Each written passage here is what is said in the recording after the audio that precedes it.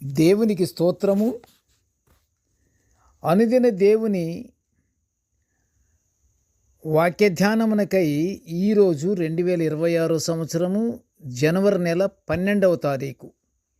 ఈరోజు ధ్యాన వాక్యము పరిశుద్ధ గ్రంథము నుండి కీర్తనల గ్రంథము 139వ సంకీర్తన 7వ వచనాన్ని మనం ధ్యానించుకుందాము.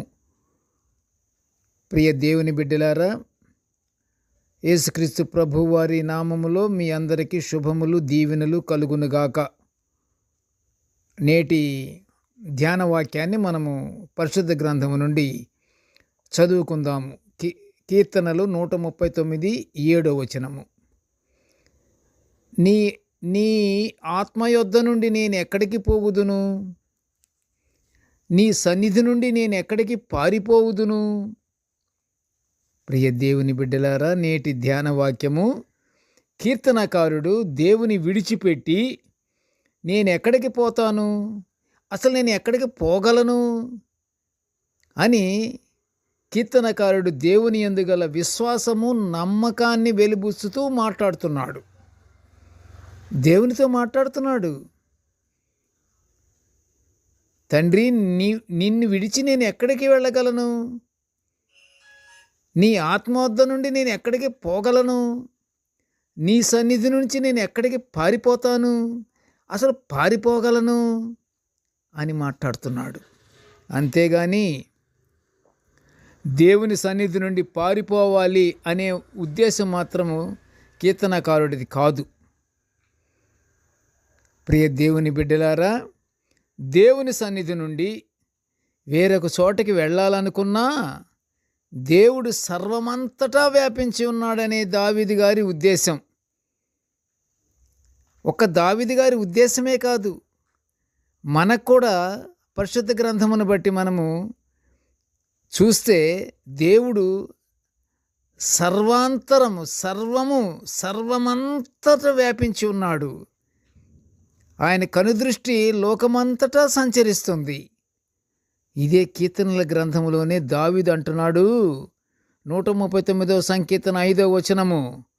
నీ చేయి నా మీద ఉంచి ఉన్నావు గనుక నీ సన్నిధి నుండి నేను ఎక్కడికి పోగలను, నేను ఎక్కడికి పోవుదును అని అంటూ, నేను ఆకాశమునకెక్కినను నీవు అక్కడున్నావు, పాతాళమందున్నను నీవు అక్కడ కూడా ఉన్నావు, సముద్ర దిగంతములలో నివసించినను అక్కడను నీ చేయి నన్ను నడిపిస్తుంది అని కీర్తనకారుడు పూర్తి విశ్వాసముతో దేవునితో మాట్లాడుతున్నట్లుగా మనము ధ్యాన వాక్యాన్ని బట్టి మనం ఇక్కడ చూస్తున్నాము. ప్రియ దేవుని బిడ్డలారా, చూసారా? దేవుని చేయి మన మీద ఉంటే మొదటగా సాతానుడు మాత్రం మన చెంతకు రాలేడు. దేవుని చెయ్యి ఉంటే ఎలా రాగలడు? దేవుని చెయ్యి అది వెలుగు, అది ప్రకాశవంతమైనటువంటి చెయ్యి. అది అనేక సర్వాన్ని సృష్టించినటువంటి సర్వ సృష్టికర్త యొక్క చెయ్యి. దేవుని బిడ్డలారా, ఒక్కసారి ఆలోచిస్తున్నారా మీరు? ఆ చెయ్యి మన మీద ఉంటే ఎంత గొప్పగా ఉంటాము. అపవాది పారిపోతాడు కదా, ఆ వెలుగుకి మన దగ్గరికి రాలేడు. అనేక శ్రమలు, శోధనల నుండి తప్పింపబడతాము. అలాంటి చెయ్యి కానీ దేవుని చెయ్యి మన మీద ఉంటే, పరిశుద్ధ గ్రంథములో ఇర్మియా ప్రవక్త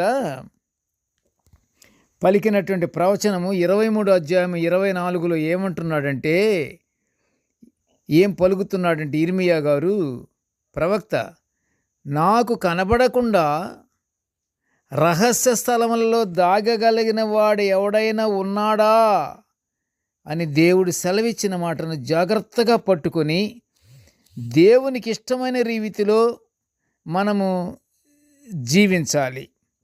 ఆయనకి ఇష్టమైన రీతిలో మనము జీవించాలని మన కోరిక ఉన్నది. కానీ అది దేవుడు అనుగ్రహించాలి. దేవుడు అనుగ్రహించాలంటే మనం ఏమి చేయాలి? కీర్తన గ్రంథము 27వ సంకీర్తన 11వ వచనములు ఏమన్నాడు? ప్రార్థన ద్వారానే జరుగుతుంది. ప్రతి విషయము ప్రార్థన ద్వారా ఆయన సెలవిచ్చిన మాటను జాగ్రత్తగా మనం పట్టుకోవాలంటే మనం దేవునికి ప్రార్థన చెయ్యాలి.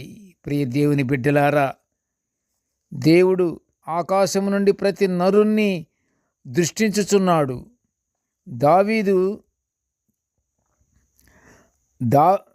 దావీదుకి కలిగిన భాగ్యము దేవుని చెయ్యి తనతో ఉండుటే. దేవుని చెయ్యి తనతో ఉండటమే ఆయన కలిగినటువంటి భాగ్యము గనుక ప్రియ దేవుని బిడ్డలారా, అట్టి భాగ్యము అంటే కీర్తనకారుడికి అనుగ్రహించబడినటువంటి భాగ్యము ప్రార్థనల ద్వారా మనము కూడా పొందుకుంటాము. ప్రార్థనల ద్వారా మనము కూడా అట్టి భాగ్యాన్ని సంపాదించుకుంటాము. అట్టి భాగ్యాన్ని మనకి దేవుని చేత మనం అనుగ్రహింపబడతాము.